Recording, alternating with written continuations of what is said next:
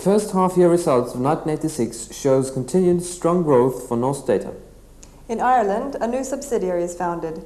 Only 2 months after the first person was employed, Norse Data Ireland Limited is operational.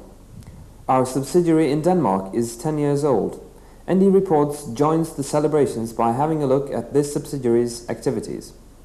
ND Comtech is becoming a big success in the UK and expecting sales of 70 million Norwegian kroner in 1986. In the latest annual report, President Rolf Skaar describes Norse Data as an end-user, service-oriented company. In an interview with ND Report, Rolf expands on this. These are the headlines of this issue of ND Report. First, the half-year results. Key developments of the period have been strong growth outside Norway, improved profit margins, and emphasis on satisfying end-user needs within organizations. Revenues reached 1,105 million Norwegian kroner, an increase of 40% compared to the first half of 1985. Operating profit was 139 million Norwegian kroner, up 60%, and total pre-tax profit was 162 million, up 48%. New equipment orders were 885 million Norwegian kroner, up about 10%, and total new orders reached 1,169 million, an increase of about 20% compared to the first half of 1985. As new orders was the only possible weak spot we could find, ND Report asked Vice President Åsmund Sløgedal if this meant that the computer slump had also hit Norse Data. No, it is not. If you look at the figures, you will find out that we have had a fairly flat development in Norway first half year this year compared to last year. And I think there are a couple of reasons for that. One is that first half year last year was a fantastic one, which was extraordinarily high due to different reasons. I think also that we have seen some reluctance in the Norwegian market first half year this year, and primarily caused by the very low oil prices. So some reluctance is also evident in our figures for the sales here in Norway first half year.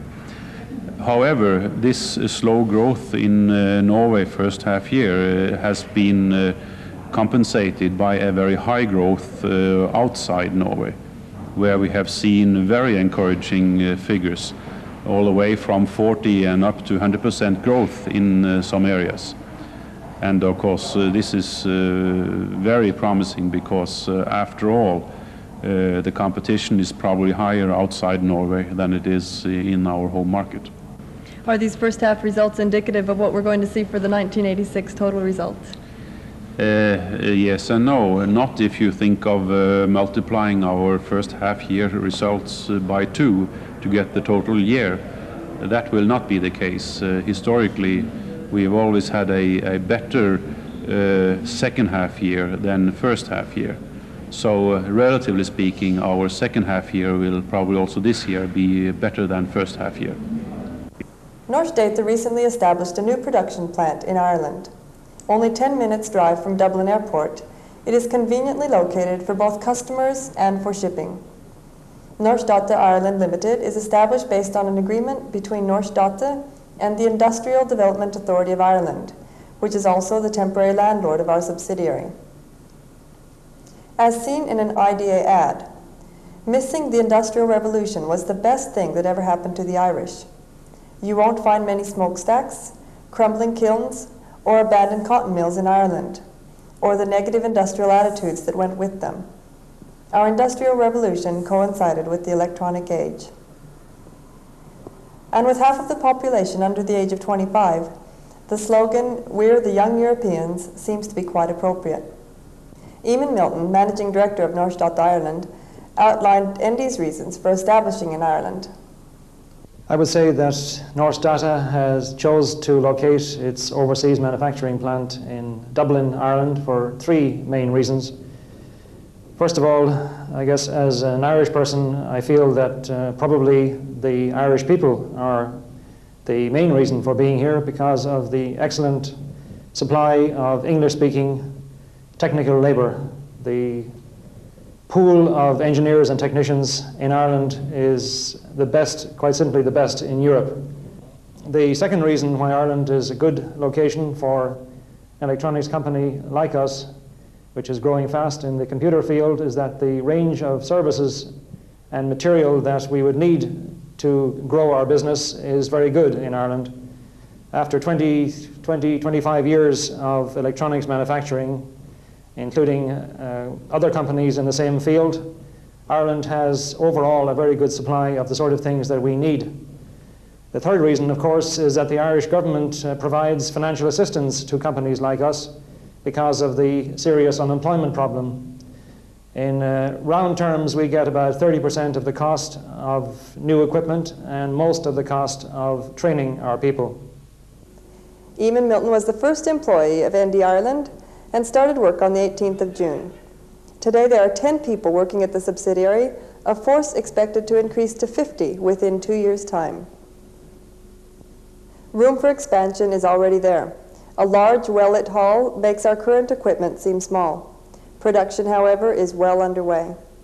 The plan agreed with the IDA was that we would start with the manufacture of printed circuit boards, typically multi-layer boards for the CPUs, either the ND100 series or the 500 family.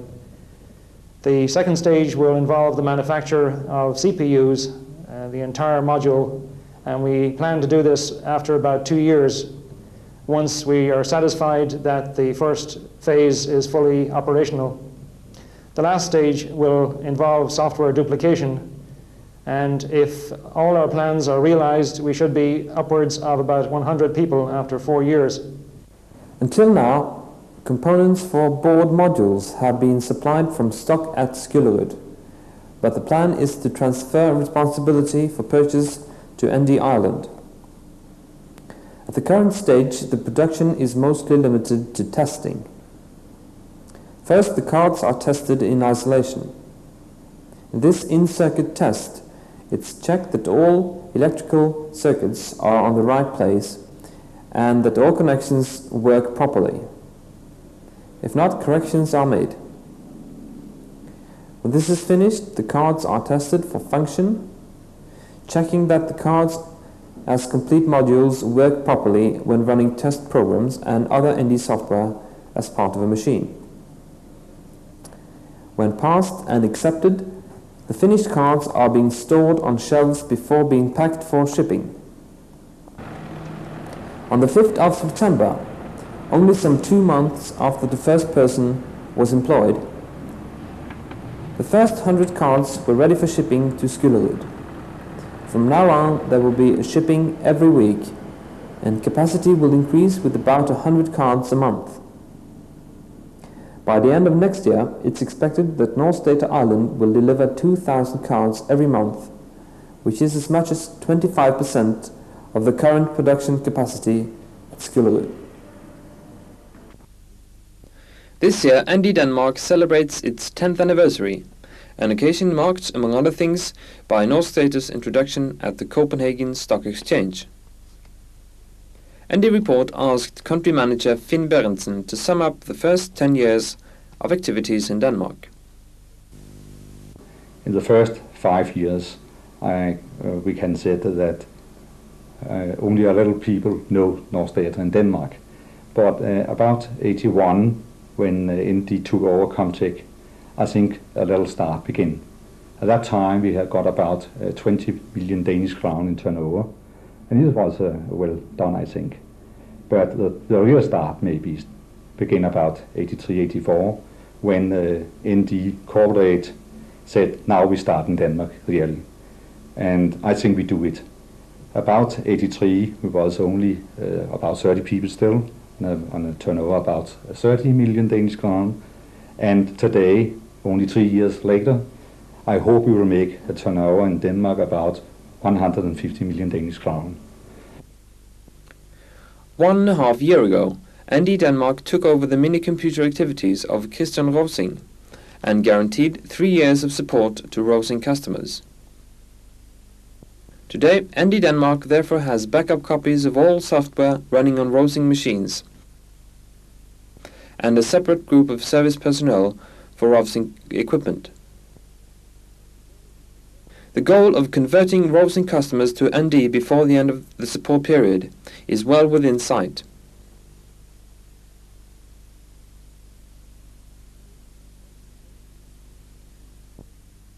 Today, ND Denmark has about 150 employees and offices in Aalborg, Aarhus and Odense in addition to Copenhagen.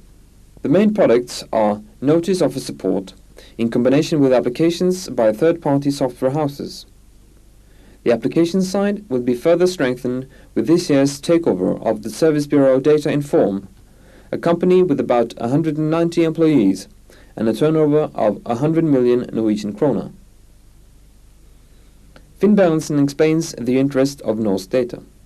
First, we want to get a big customer base. Data Inform today got a very big customer base, about 3,000 customers. And we hope, of course, we can sell some ND equipment to them. The other part of the deal, we are thinking about Data Inform as a software house. They got a very big development department in Data Inform today, about 50 people. And it is our hope that when they are learning about the next year, ND equipment they can use as development people for ND Denmark, and I hope maybe for corporate to make an application to Total Solution. The acquisition of Data Inform is part of ND Denmark's emphasis on total solutions. This will also have consequences for how they view their organization. As Finn Berendsen told ND Report, the typical organization in the 70s consisted of systems consultants, sales consultants and service engineers. The demands of the 80s are different, with more emphasis on support. In addition to the functions of the 70s, today's requirements include education, communication consultants, software engineers and project consultants. The latter function is particularly underlined. Because when you are going to make complete solution, you got a responsibility, and you had to have some person working together with the customers, working together with a software house, working with a different department in ND itself. And if you do not got such person, we can say they had working about the post-sale, you can make a very big mistake. And at the same time, if you use your salesmen to do that job, they haven't time to setting. So we said the salesman finish his job when he has closed the contract and then take over the project leader and do the job to the end. As for the future, the Danes are very explicit as to what has to be the direction. Total solution are the way. You are going to sell to end users. They want solution, they want helping themselves in the daily work. Regarding new technology in British newspapers, most people will think of the Fleet Street disputes, triggered by tycoon Rupert Murdoch. Part of the reason for ND Comtech's success in the UK has been that ND Comtech kept clear of these disputes. Based on the fact that there are over 200 regional and local newspaper production units, but only about 10 national papers on Fleet Street, ND Comtech decided to start out by going for numbers instead of for size. Since many of these regional newspapers are part of larger groups, getting in at one place could also trigger sales in another number of additional sites. This strategy has proven to be a hole-in-one for country manager David Griffin and his associates. Jane Bowes asked David Griffin what he thought might be other reasons for their success. I believe there are a number of reasons, but principally I think having a fully professional team of people who are familiar with the market which they're selling into, also total dedication to the job in hand. Also, we have made the most of the opportunities which have been available to us in the market. Comtech UK secured their first contract in May of 1985 with the Barnsley Chronicle, and the system was installed in August of '85. Today, a little more than a year later, ND Comtech has some 16 installations in the UK, serving about 800 terminals. Additionally, they have some large orders in the pipeline and expect to serve about 1,000 terminals before year end. We asked sales manager Eddie Zupkoff whether this is a kind of short-term post-Murdoch boom. Now, obviously, what Murdoch did in his whopping exercise has had some influence, but the changes in the newspaper market in the UK have started much before Murdoch started with his exercise. And it's a combination of the need to replace obsolete equipment and newspapers realizing that the conditions are ripe to make a fundamental change in their operation. And that's the area where we've tried to move into. At a golf tournament for customers arranged at Gleneagles in Scotland early in September, ND Report got the opportunity to have a customer opinion of ND Comtech. Raymond Lowe is Assistant Managing Director at the Newcastle Chronicle, Comtech UK's largest customer since June this year. Has the system lived up to your expectations this far? So far, we've had one or two teething problems. I think the best way to compare it is what my previous experience has been. And I have had no problems as far as producing a newspaper is concerned, either the morning paper, evening paper, or Sunday paper. When we introduced our first photo composition system, I was averaging about 2 hours in my bed per night for about 6 months. And with ND, I haven't had a sleepless night yet. In 1975, Norse Data said that we wanted bits of the future. In 1977, we launched the more confident We Make Bits of the Future, still focusing on the computers. In 1980, we were the competitive European computer company, before introducing systems that put people first in 1982. The culmination of this development is found in President Rolf Score's comments in the latest annual report, where he describes ND as an end-user, service-oriented company. ND Report asked Rolf to expand on this.